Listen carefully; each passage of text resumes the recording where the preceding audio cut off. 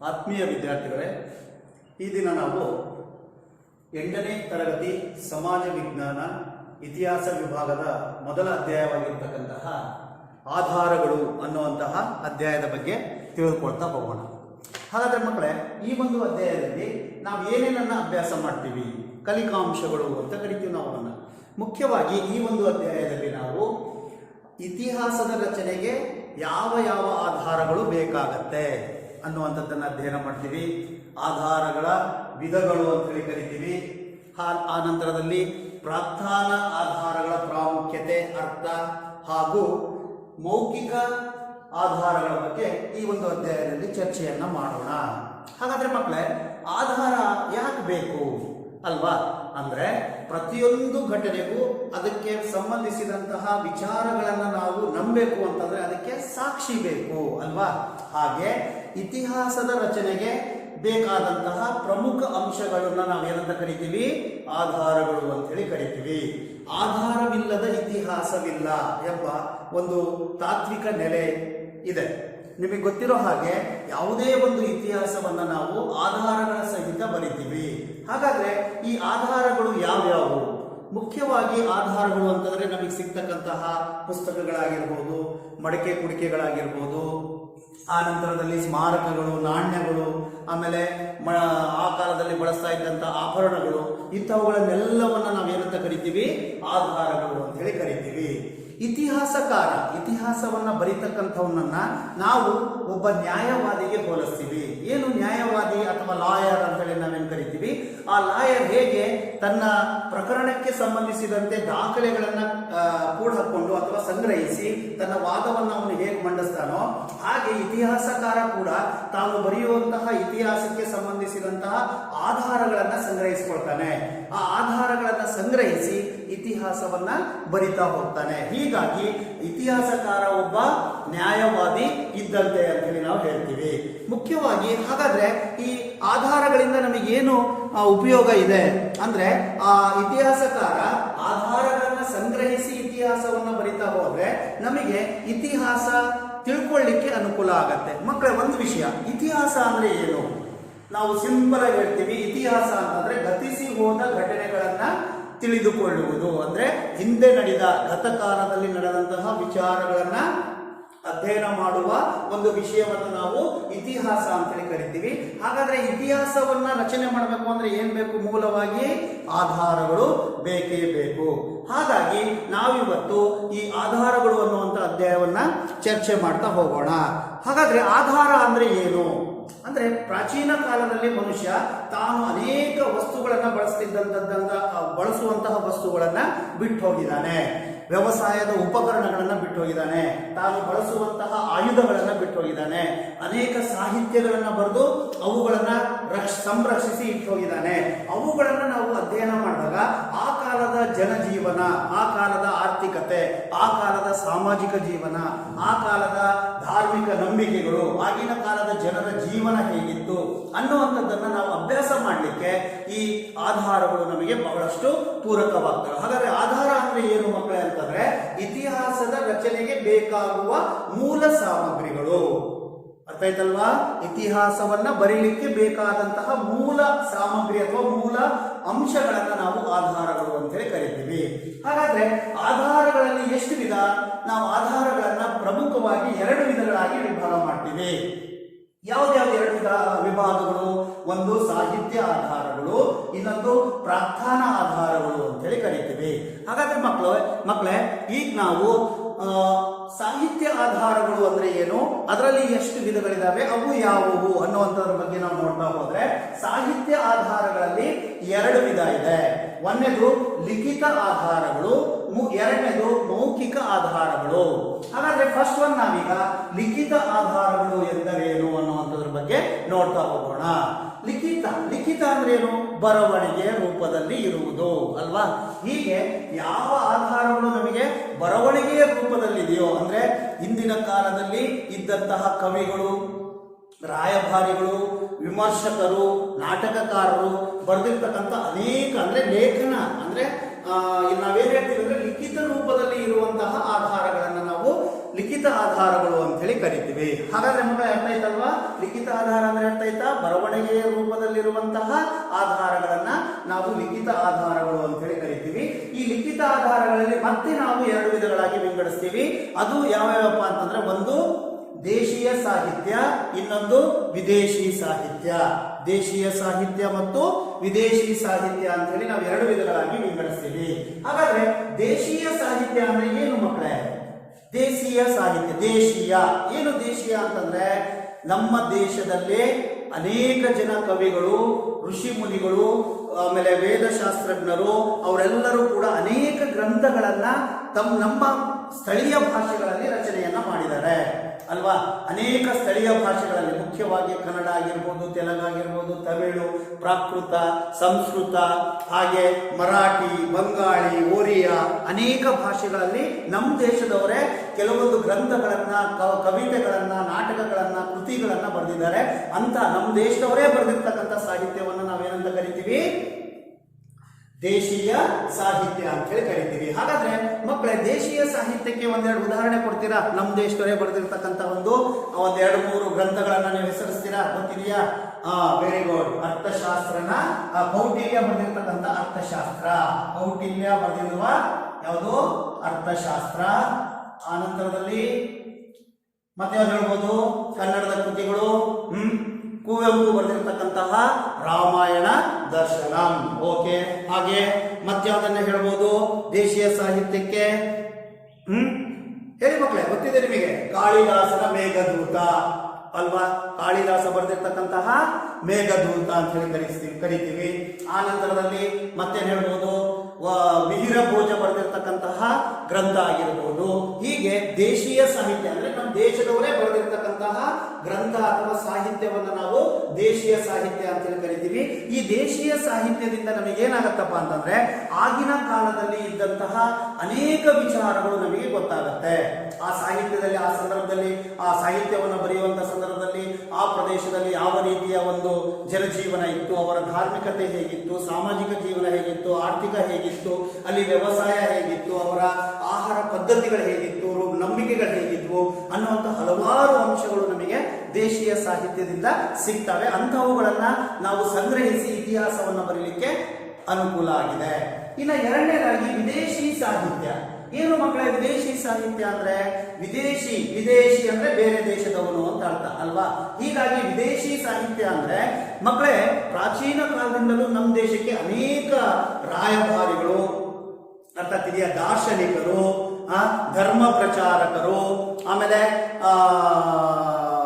ಧರ್ಮವನ್ನ ಬೋಧನೆ ಮಾಡ್ಲಿಕ್ಕೆ ಬರ್ತಕ್ಕಂಥವ್ರು, ನಮ್ಮ ದೇಶವನ್ನ ಸಂದರ್ಶನ ಮಾಡ್ಲಿಕ್ಕೆ ಬರ್ತಕ್ಕಂಥ ಯಾತ್ರಾರ್ಥಿಗಳಾಗಿರ್ಬೋದು, ಇವರೆಲ್ಲರೂ ಕೂಡ ಭಾರತಕ್ಕೆ ಬಂದು ಇಲ್ಲಿ ನಮ್ಮ ದೇಶದಲ್ಲಿರುವಂತಹ ವಿಷಯಗಳನ್ನ ಅವರು ತಮ್ಮ ತಮ್ಮ ಗ್ರಂಥಗಳಲ್ಲಿ ಬರೆದಿಟ್ಟಿದ್ದಾರೆ. ಅರ್ಥ ಆಗ್ತಿದೆಯಾ? ಈ ರೀತಿ ವಿದೇಶಿಯರಿಂದ ರಚನೆಯಾದ ಅಥವಾ ವಿದೇಶಿಯರಿಂದ ಬರೆಯಲ್ಪಟ್ಟಿರುವ ಗ್ರಂಥಗಳನ್ನ ಅಥವಾ ಸಾಹಿತ್ಯವನ್ನ ನಾವೇನಂತ ಕರಿತೀವಿ? ವಿದೇಶಿ ಸಾಹಿತ್ಯಗಳು ಅಂತ ಹೇಳಿ ಕರಿತೀವಿ.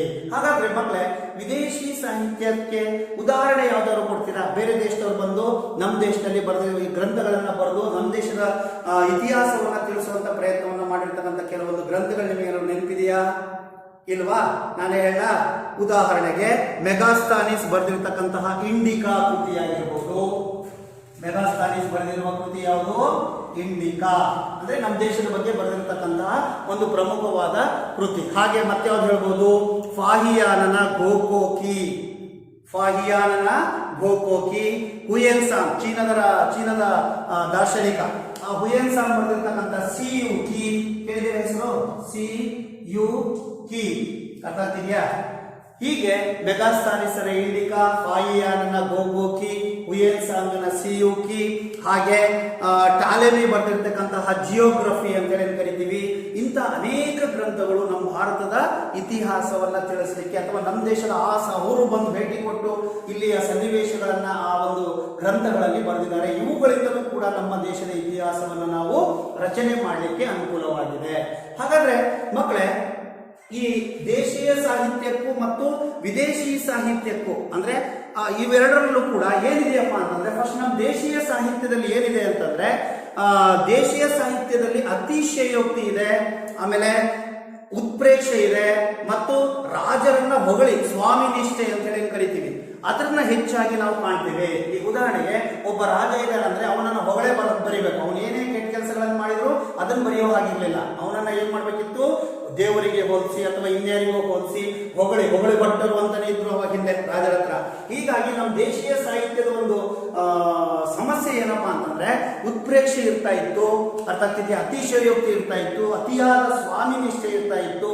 ಹಾಗಾಗಿ ಅದು ಸತ್ಯನ ಸುಳ್ಳು ಅನ್ನೋದನ್ನ ನಂಬೋದು ಕಷ್ಟ ಆಗಿತ್ತು. ಇನ್ನು ವಿದೇಶಿ ಸಾಹಿತ್ಯದಲ್ಲಿ ಏನಿತ್ತು, ವಿದೇಶಿ ಸಾಹಿತ್ಯದಲ್ಲಿ ಸ್ಥಳೀಯ ಜನರ ಜ್ಞಾನವನ್ನ ಅವರು ತಪ್ಪಾಗಿ ಗ್ರಹಿಸಿದ್ರು. ಇಲ್ಲಿಯ ಜನರಿಗೆ ಜ್ಞಾನ ಇಲ್ಲ, ಹಾಗಾಗಿ ಅವರಿಗೆ ಬೇಕಾದಂಗೆ ಬರ್ಕೊಂಡ್ರು. ಹೀಗೆ ಎರಡೂ ಸಾಹಿತ್ಯದಲ್ಲೂ ದೋಷಗಳಿದಾವೆ. ಆ ದೋಷಗಳನ್ನ ಸರಿಪಡಿಸ್ಕೊಂಡು ಇತಿಹಾಸಕಾರ ಏನ್ ಮಾಡ್ಬೇಕಾಗತ್ತೆ, ಇತಿಹಾಸವನ್ನ ಸರಿಯಾಗಿ ರಚನೆ ಮಾಡ್ಬೇಕಾಗತ್ತೆ. ಅರ್ಥ ಆಯ್ತಾ ಮಕ್ಕಳೇ? ಇಷ್ಟು ಲಿಖಿತ ಸಾಹಿತ್ಯ ಅಂತ ಹೇಳಿ ಕರಿತೀವಿ. ಇನ್ನು ಎರಡನೇದಾಗಿ ಯಾವ್ದಪ್ಪ ಅಂತಂದ್ರೆ ಮೌಖಿಕ ಆಧಾರಗಳು. ಸಾಹಿತ್ಯ ಆಧಾರಗಳಲ್ಲಿ ಎರಡನೇದು ಯಾವುದು, ಮೌಖಿಕ ಆಧಾರಗಳು. ಏನು ಮೌಖಿಕ ಅಂದ್ರೆ, ಮೌಖಿಕ ಅಂದ್ರೆ ಬಾಯಿ ಮಾತಿನಲ್ಲಿ ಇರುವಂತಹವುಗಳು. ಅಂದ್ರೆ ಪ್ರಾಚೀನ ಕಾಲದಿಂದಲೂ ನಮ್ಮ ಭಾರತದಲ್ಲಿ ಅಕ್ಷರ ಜ್ಞಾನ ಅಥವಾ ಅಕ್ಷರವನ್ನ ಕಲ್ತಿರ್ತಕ್ಕಂಥವ್ರು ಇರಲಿಲ್ಲ ಜಾಸ್ತಿ. ಹಾಗಾಗಿ ಅವರ ಕಾಲದ ಒಂದು ವಿಚಾರಗಳನ್ನ ತಿಳಿಸ್ಲಿಕ್ಕೆ ಅವರು ತಮ್ಮ ಬಾಯಿ ಮಾತಿನಲ್ಲೇ ಆ ವಿಚಾರಗಳನ್ನ ಲಾವಣಿಗಳ ಮೂಲಕ ಆಗಿರಬಹುದು, ಹಾಡುಗಳ ಮೂಲಕ ಆಗಿರ್ಬೋದು, ಜಾನಪದ ಗೀತೆಗಳ ಮೂಲಕ ಆಗಿರ್ಬೋದು, ನೃತ್ಯಗಳ ಮೂಲಕ ಆಗಿರ್ಬೋದು, ಹಾಗೆ ಕಥೆಗಳ ಮೂಲಕ ಆಗಿರ್ಬೋದು, ಸ್ಥಳ ಪುರಾಣಗಳ ಬಗ್ಗೆ ಆಗಿರ್ಬೋದು, ಐತಿಹ್ಯಗಳ ಬಗ್ಗೆ ಆಗಿರ್ಬೋದು, ಒಂದು ಕಥೆಯನ್ನ ತಲೆಮಾರುಗಳಿಂದಲೂ ತಲೆಮಾರಿಗೆ ಅದನ್ನ ಹಾಗೆಯೇ ಸಾಗಿಸ್ತಾ ಬಂದ್ರು. ಈ ರೀತಿಯ ಸಾಹಿತ್ಯವನ್ನ ನಾವೇನಂತ ಕರಿತೀವಿ, ಮೌಖಿಕ ಸಾಹಿತ್ಯ. ಅರ್ಥ ಆಯ್ತಾ ಮಕ್ಕಳ?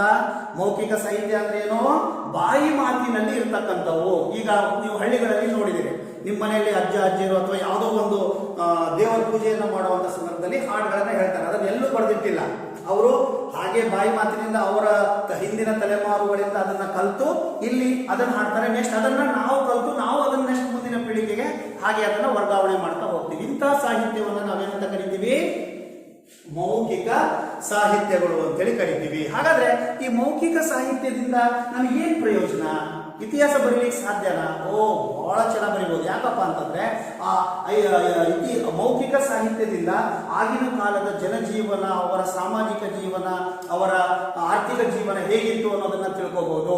ಅನೇಕ ಜನರ ಬಗ್ಗೆ ಐತಿಹ್ಯಗಳಿದಾವೆ, ಅನೇಕ ಜನರ ಬಗ್ಗೆ ಜಾನಪದ ಗೀತೆಗಳಿದಾವೆ. ಉದಾಹರಣೆಗೆ ಕುಮಾರರಾಮ ಅಲ್ವಾ, ವಿಜಯನಗರ ಸಾಮ್ರಾಜ್ಯದ ಸಮಕಾಲೀನ ದೊರೆ ಕುಮಾರರಾಮ. ಅವನ ಬಗ್ಗೆ ಇತಿಹಾಸದಲ್ಲಿ ಎಲ್ಲೆಲ್ಲೂ ಒಂದು ಅಕ್ಷರ ಬರೆದಿಲ್ಲ, ಆದ್ರೆ ಅಲ್ಲಿಯ ಜನರ ಬಾಯಲ್ಲಿ ಈಗಲೂ ಕೂಡ ಕುಮಾರರಾಮ ಶ್ರೀಕೃಷ್ಣ ದೇವರಾಯರಿಗಿಂತ ಶ್ರೇಷ್ಠ.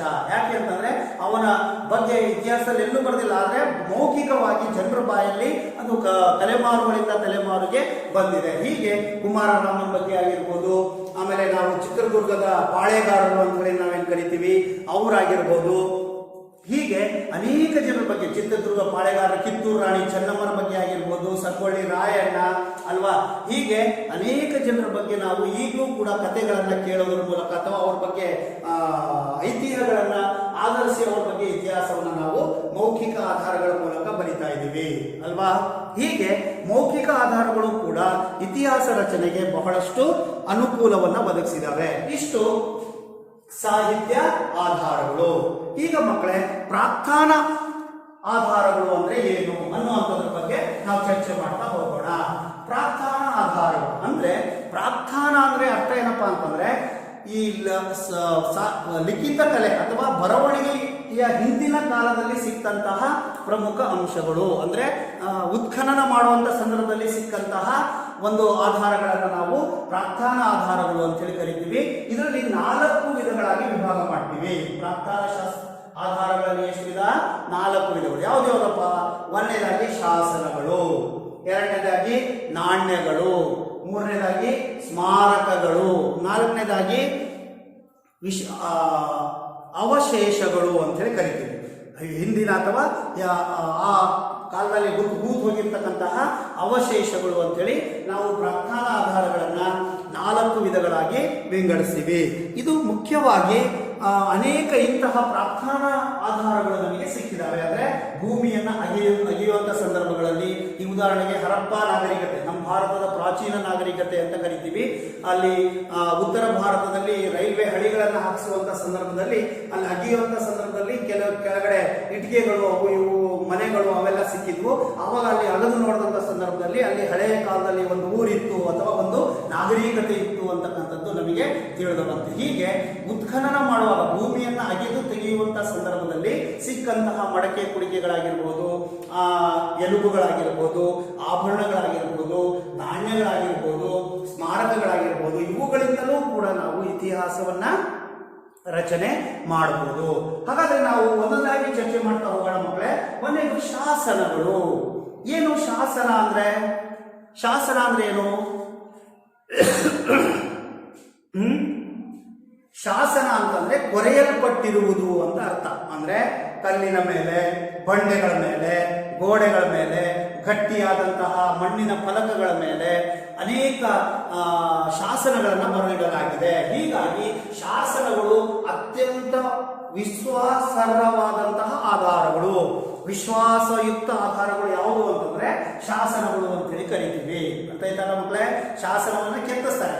ಈ ಶಾಸನಗಳನ್ನ ಕೆತ್ತಿಸಿದಂತ ಸಂದರ್ಭದಲ್ಲಿ ಆ ಶಾಸನವನ್ನ ನಾವು ಓದಿದಾಗ ಆಗಿನ ಕಾಲದಲ್ಲಿ ಹೇಗಿತ್ತು ಅವರ ಜೀವನ, ಈ ಶಾಸನವನ್ನ ಕೆತ್ತಿಸ್ತೋರು ಯಾರು, ಅದರ ರಚನೆ ಮಾಡ್ಲಿಕ್ಕೆ ಕಾರಣ ಏನು, ಅನೇಕ ರಾಜರುಗಳು ದಿಗ್ವಿಜಯ ಕೈಗೊಂಡಂತ ಸಂದರ್ಭದಲ್ಲಿ ಅದರ ಸವಿನೆನಪಿಗಾಗಿ ಒಂದೊಂದು ಶಾಸನಗಳನ್ನ ಕೆತ್ತಿಸಿದ್ದಾರೆ.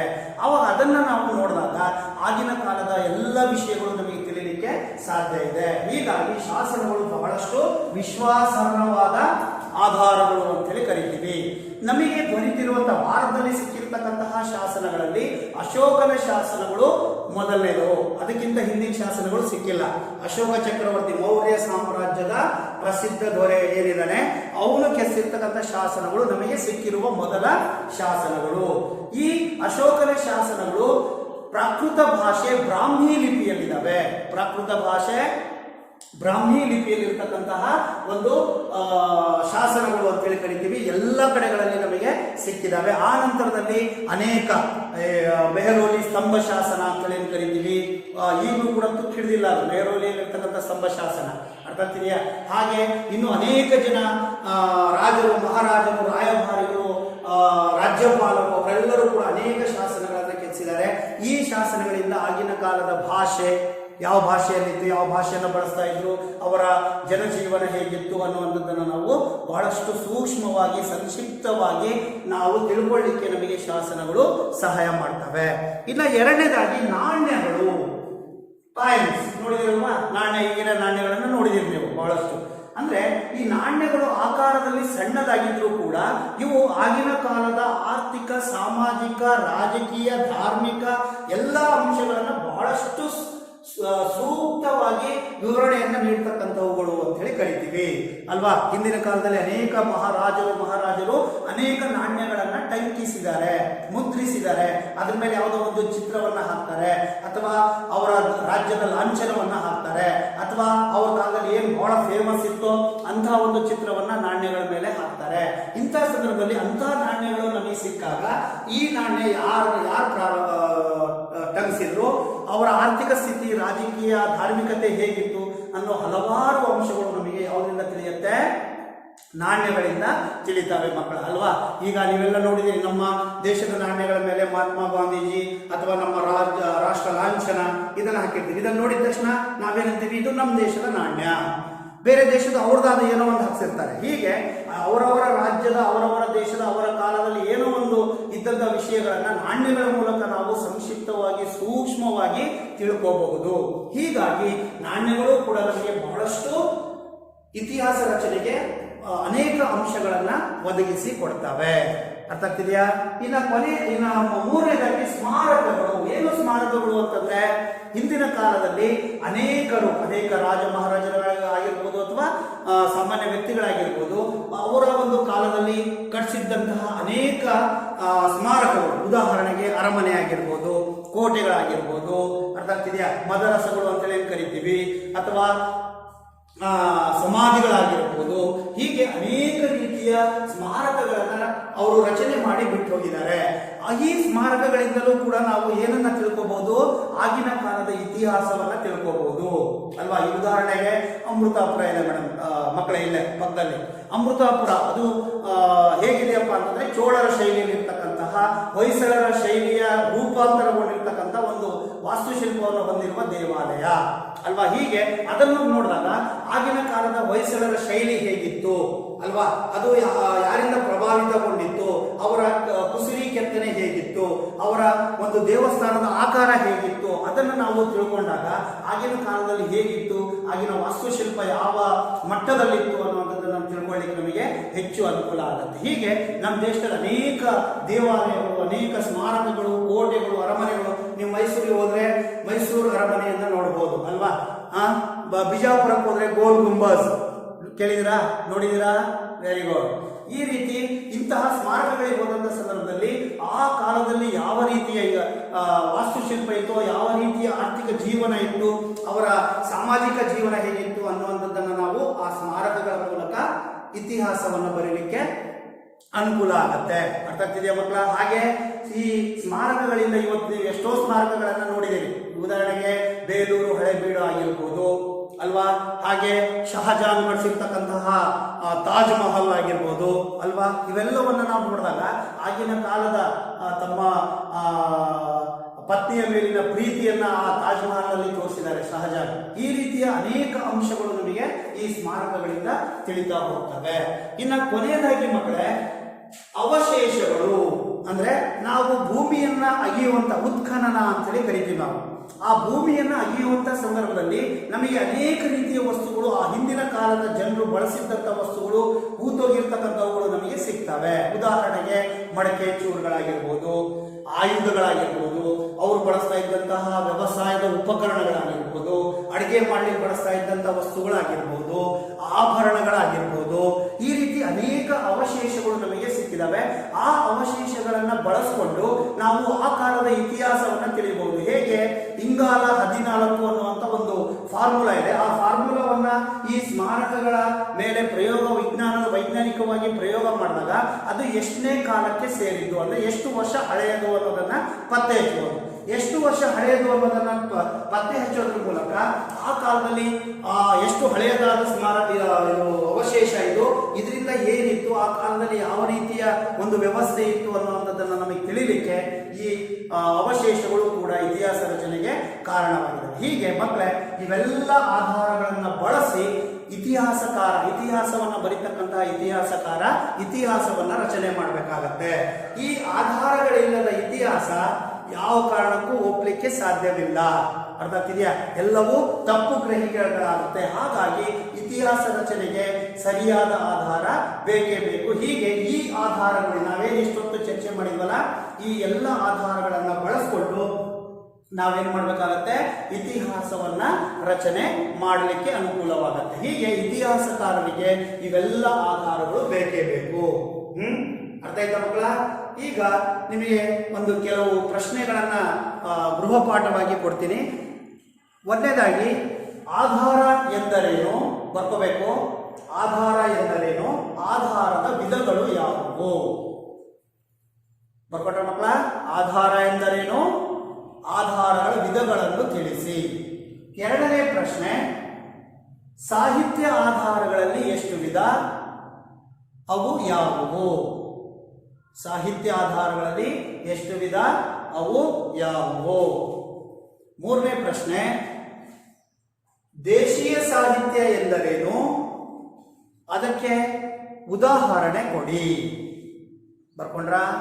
ದೇಶೀಯ ಸಾಹಿತ್ಯ ಎಂದರೇನು, ಅದಕ್ಕೆ 2 ಉದಾಹರಣೆಗಳನ್ನು ಕೊಡಿ. 2 ಅಥವಾ 3 ಬರೀರಿ, ಏನು ಪ್ರಾಬ್ಲಮ್ ಇಲ್ಲ. ಇನ್ನು 4ನೇ ಪ್ರಶ್ನೆ, ಪ್ರಾಕ್ತನ ಆಧಾರಗಳು ಎಂದರೇನು, ಅವು ಯಾವುವು? ಪ್ರಾಕ್ತನ ಆಧಾರಗಳು ಎಂದರೇನು, ಅವು ಯಾವುವು? ಇಷ್ಟನ್ನ ಮಕ್ಕಳೇ ನಾಳೆ ನೀವು ಬರ್ಕೊಂಡು ನನಗೆ ಬಂದು ತೋರಿಸ್ಬೇಕು. ಇನ್ನು ಮುಖ್ಯವಾದ ಇನ್ನೊಂದು ಅಂಶ ಏನಪ್ಪಾ ಅಂತಂದ್ರೆ, ಈ ಆಧಾರಗಳು ಅನ್ನುವಂಥ ಪಾಠವನ್ನು ಒಂದ್ಸಲ ಮನೆಯಲ್ಲಿ ಓದಿ. ನಿಮಗೆ ಬಹಳ ಮುಖ್ಯ ಅನಿಸುವಂತಹ ಕೆಲವೊಂದು 1 ಅಂಕದ ಪ್ರಶ್ನೆಗಳನ್ನ ನಾಳೆ ನೀವು ನೀವೇ ಪ್ರಶ್ನೆ ಮಾಡಿ ನೀವೇ ಉತ್ತರವನ್ನು ಬರ್ಕೊಂಡು ಬರಬೇಕು. ಅರ್ಥ ಆಯ್ತಾ ಮಕ್ಕಳ? ಧನ್ಯವಾದಗಳು.